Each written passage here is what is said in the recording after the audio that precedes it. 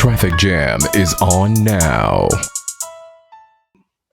Hey, welcome to MB Media with a Traffic Jam, and I'm your host, Kenny Williams, and I'm here with the legendary, iconic author, comedian, and actor, Michael Colyar. How you doing, brother? Whoa, I'm doing great, brother. How you feel, Kenny? Man, you got a lengthy body of work, but I want to just reintroduce as far as like, and this is going to helpful for me also. We all know you from the legendary Star Search and everything like that, but this has always been a curiosity for me. How did you get that gig? Which gig? The Star Search. Oh, wow. That's a very good first question to ask, because that's a really interesting story, actually. First of all, I want to say thank you for allowing me to be on your show.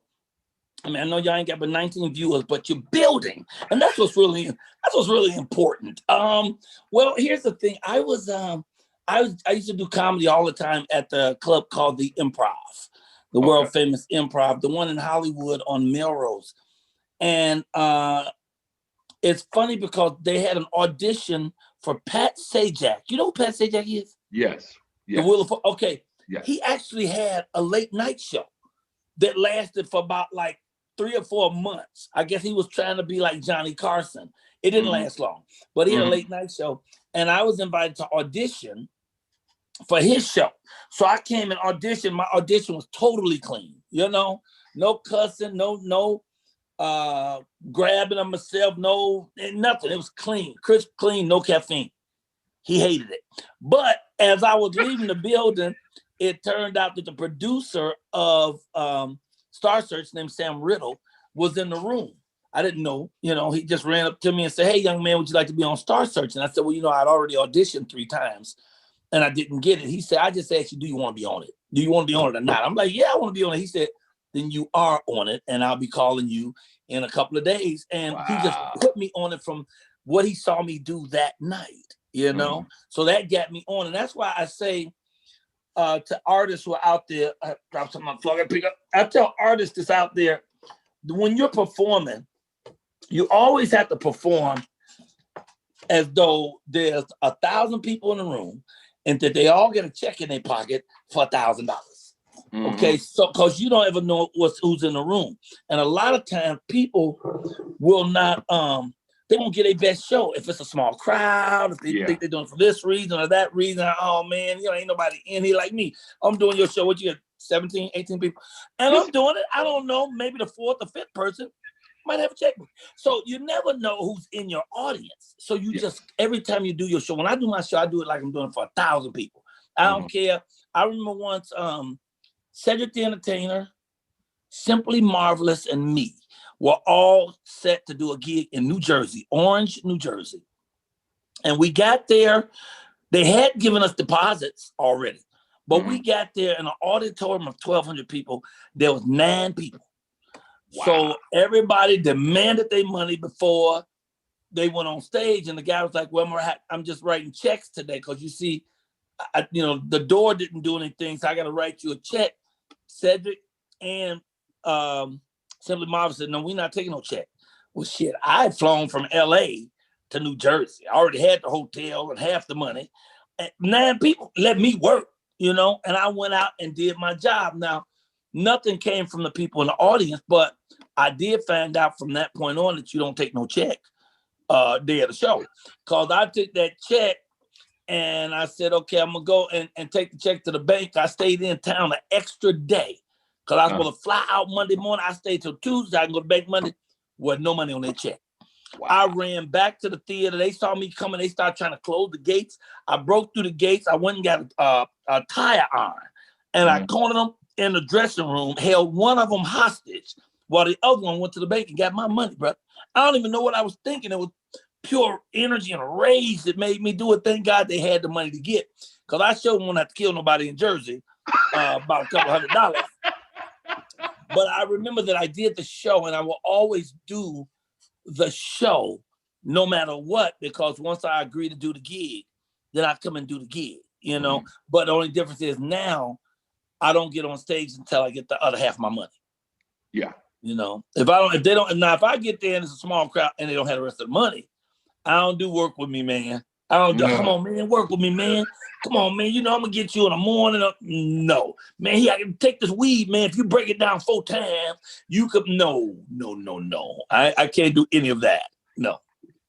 Mm-mm. So let me, and I'm gonna go all over the place, but one of the things that what makes you so legendary, iconic, you have come into situations like where you go outside of comedy. You took over the Doug Banks show. You came in. Look at you. Yeah, I was about to make fun of you because you're so unprepared, but if you actually knew that, you might have read something now. Yeah, I replaced Doug Banks for 5 months in Dallas on radio. Yes. Why it comes up? One of the guys I interviewed is a comedian friend of mine named Rudy Rush, and he was on the show. I love Rudy Rush. Yes.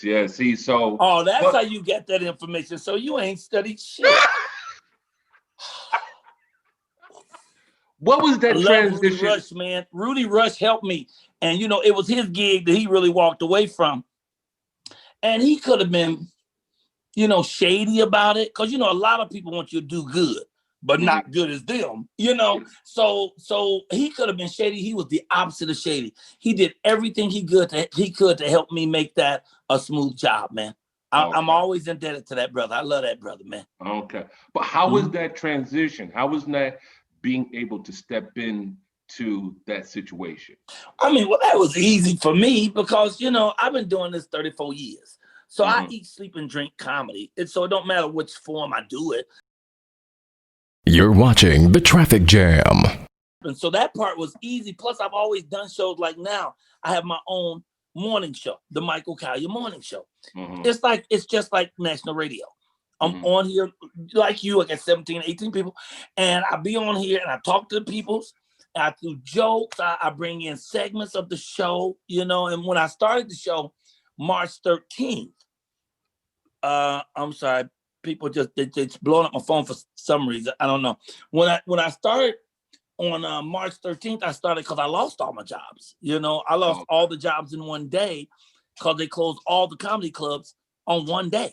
So I had 4 months of gigs booked every weekend, went from that to zero.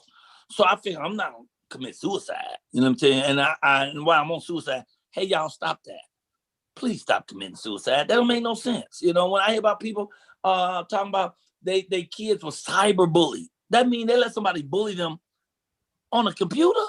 All you have to do is cut that off. I don't understand that. So don't ever commit suicide. I don't give a damn if I get caught in a bedroom butt naked with a handful of crack and a midget and a horse.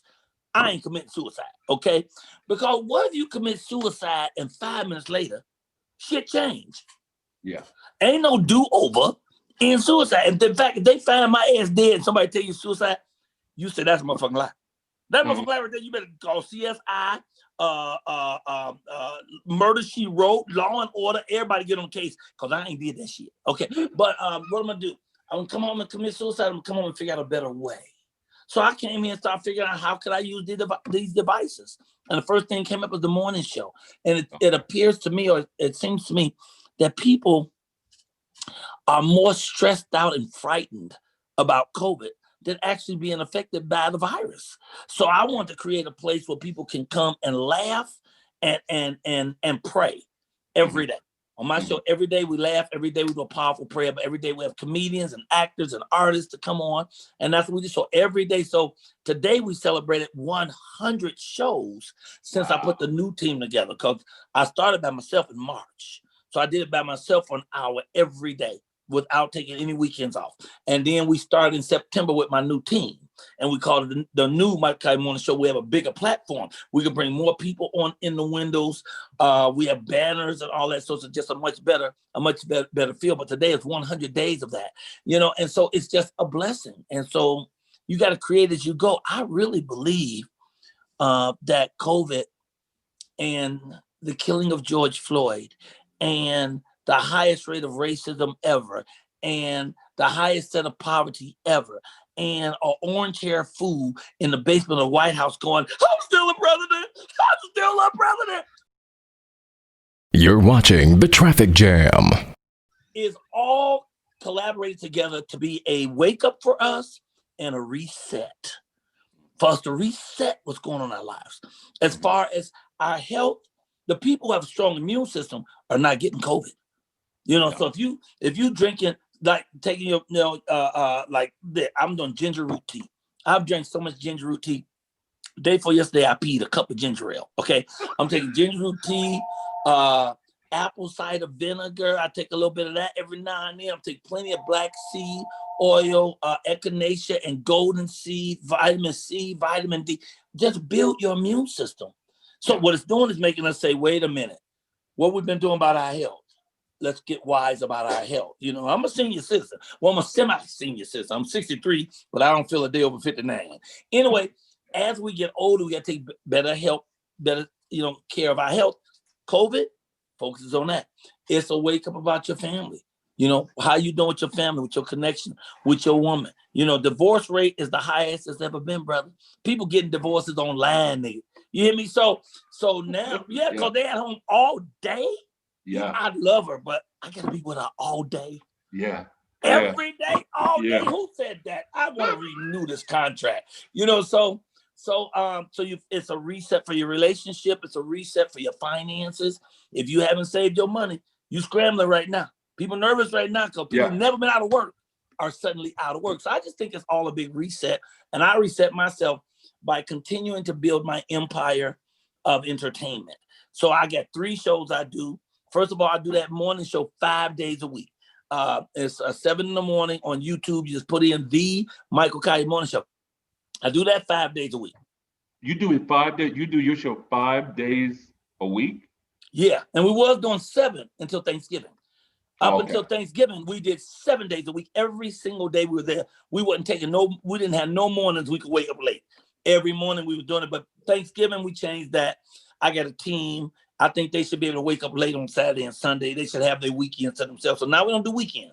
5 days a week, the show is an hour and a half, generally. You know, a lot of times we get carried away. It might go 2 hours, you know, and on West Coast time, Pacific Standard Time, it's 7 a.m. But every Wednesday night at 6 p.m., I do a superstar interview. Is this Wednesday or Tuesday, Mama? Okay. So on Wednesday, I do the superstar interview. He laughing at me. He had 14 people in his audience, and he laughed. Anyway, so I do the superstar interview, and I interview, like, I've done Wyclef Jean, Yolanda Adams, Russell Simmons, you know. So I do all the heavy hitters. I do 30 minutes each. So I do 2 people every Wednesday. This Wednesday, Anton Fisher. You ever see the movie Anton Fisher? Wow, yes. Yeah. The actual Anton Fisher. I'm doing. Who else am I doing this week, Mama? Anton Fisher. Oh, and Miguel Nunez. Joanna Man. Yes. So I got both of them. So every Wednesday night, 6 p.m. on Instagram. 6 p.m. on Instagram. I do them every Wednesday, Los Angeles time. And then every Thursday in the morning, 11 a.m., I read books to the children. So I read 1 children's book, then I do 2 poems. And then my host is this puppet who's out of control. His name is Roscoe. What up? Roscoe got issues. You got issues. Why your lips move when my lips move? Anyway, he's the one who actually starts the morning show. Who's this? I don't know. He ain't got but like 14 people watching him. No shit. You're watching The Traffic Jam. Anyway, so Roscoe will come in the morning and he'll bring the kids on. No cussing when I'm reading to the kids now. It's a children's show. So every morning we'll come in. I play with some puppets. I'll read a couple poems. The book I did this week was Off the Chain. It actually changed my life. It's called The Biggest Story. And what's so fly is his mama used to always tell him stories, right? So he looking out the window because he's ready. He looking out the window because he's ready for his story, you know. And his mama always would tell him stories. He's bored. He's sitting here on his head, you know, trying to figure out something to get into because mama usually tell him stories. But something happened with the plumbing. So mama had to fix it because plumbing don't fix itself. So she said, well, why don't you make up a story? So he's trying to make up a story. So he wants to know what the story be about. And an ant walks up and says, "Psst, why don't you do the story about ants?" And he said, "Well, yeah, ants are cool. Maybe I'll do ants." As soon as he said that, some cats jumped up on the roof. You know, a story ain't really cool without some cats. Can you add some cats? So now he done added some cats. So he keeps, and then it goes all the way to dinosaurs. He got dinosaurs. He said, "I thought y'all was dead." He said, "No, you're reading the wrong story now. You need to adjust your story." So when it gets through, he's got animals and autumn, and he tells this fabulous story about molten lava. But at the end of the day, it's really about children's imaginations. How you can just take whatever's around you and make up a story.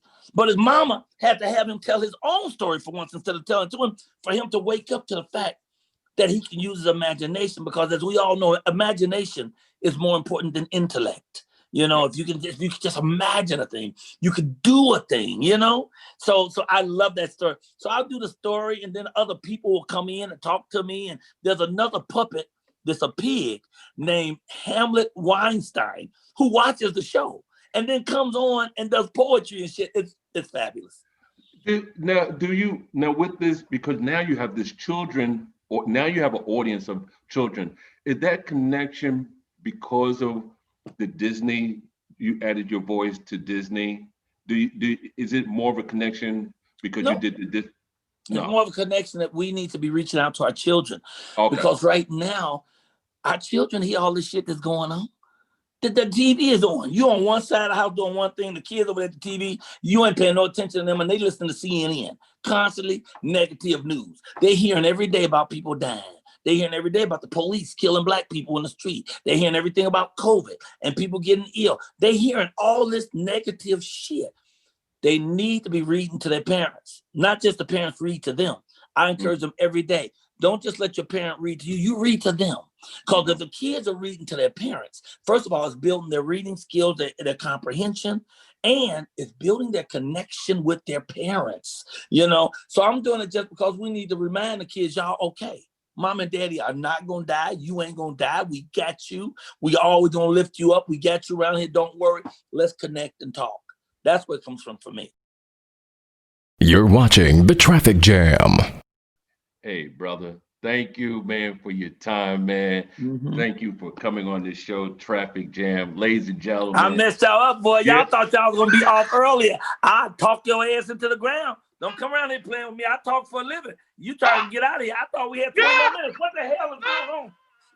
No, it's been a fun, thank you, Brother Michael. Please ask your folks to follow me on Instagram. Just go to my name, Michael Colyar, Colyar. If they want to watch the morning show, please just go to YouTube and put in the Michael Colyar, Colyar morning show. You're watching The Traffic Jam. So, you want to know how to lose inches in your waist? Well, the secret is, it's not really a secret. If you want to lose inches in your waist, you have to start by losing inches everywhere. So there's no such thing as spot training. So you can't say, oh, I really want to maintain my boob size and my butt, but I want a smaller waist. It doesn't quite work like that. If you have excess weight, you're going to have to work on losing the weight and decreasing your body fat overall. Now, once you get to an overall body weight or size you're looking for, if you are looking to have that appearance of a more chiseled waist, there are a couple of exercises that you can do to assist in that, but it's not going to make a major difference. So things like twisting motions, any sort of core exercise that requires you to stabilize here in rotation will help. If you are able to make your back or shoulders seem more broad by doing things like pull-ups and more shoulder exercises, that can help. Again, if you focus on strengthening your lower body, it will make your lower body look larger, which in turn will make your waist look smaller. Things like waist trainers and things, they really just help you to figure out your breathing. And so if you already know how to control your core, then it can be a little reminder. If you're someone who's never learned how to actually have core control, wearing a waist trainer can actually inhibit your ability to learn how to breathe effectively. And it can also start to lead to lower back pain and the destabilization of your lower back muscles that you're not firing because you are using the waist trainer as a compensation method. So again, that is not going to be the most effective way to chisel your waist. Now, if you do have a specific event that's coming up, photos where you're trying to have a more temporary look, a lot of that is just the result of losing water weight. So that is a trick of the trade, but if you're looking for long-term results in terms of chiseling down that waist, again, you're gonna wanna start with overall weight loss, fat loss, and then once you're down to that size, then focus on rotational type of exercises to get that little extra that you might be looking for. So I hope that was helpful. You're watching The Traffic Jam. We hear so many times in relationships, communication is so important. Talk about the things that you feel uncomfortable, but you need to have these honest conversations. The only way it's going to work. Being transparent. We hear this time and time again. You know, and you have to understand, it sounds so simplistic that men and women are different. The way we communicate, women when they vent and they're opening up, they have a problem. They don't need you to solve it, fix it. They just need you to listen. Effective listening. And men, women, when men are vulnerable, don't take jabs. Just console them. Make them feel safe. We heard it, that men are from Mars, women are from Venus, and homosexuals are from Uranus. It's the difference. I had a brother reach out to me, been with his woman for a couple of years. It's been a while. And, he gained weight.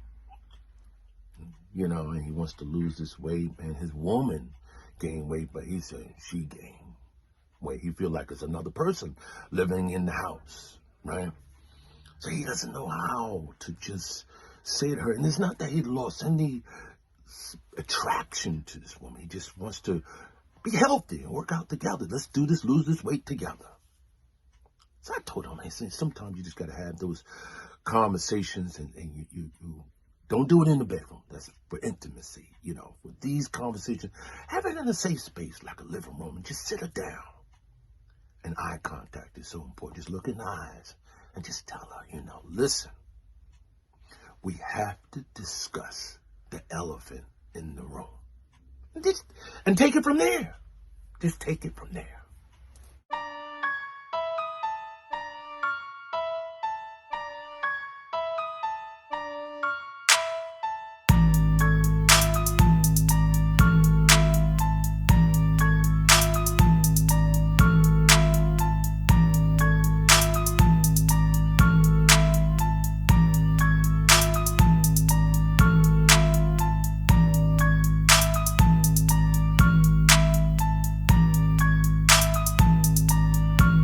Hey, it's Michael Colyar, and you're watching The Traffic Jam.